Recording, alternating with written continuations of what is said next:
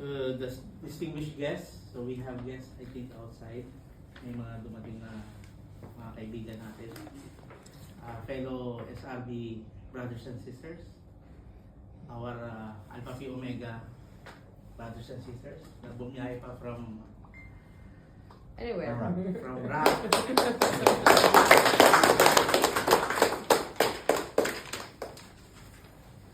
And of course, the honored alumni of SRB.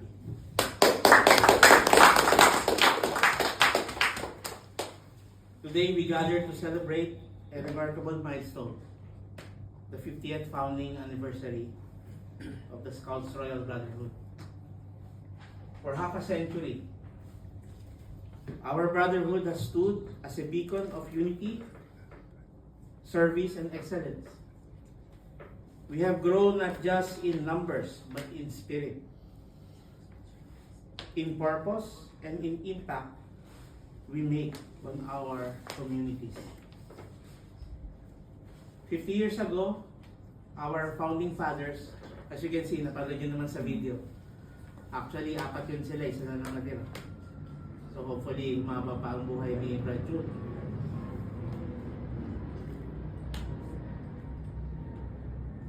Today, we are living testament on their vision. We have faced challenges, celebrated victories. Hindi lang sa mga services, sa frat war din, mga kapatid. Sorry, I strike out to the lang.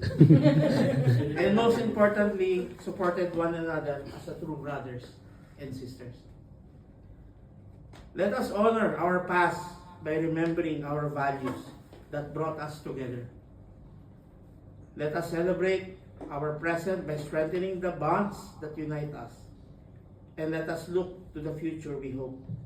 With hope, determination, and renewed commitment to serve and inspire. Happy 50th anniversary, mga kapatid.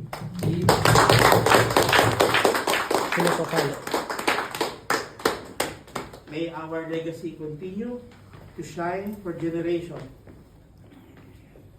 Thank you. Long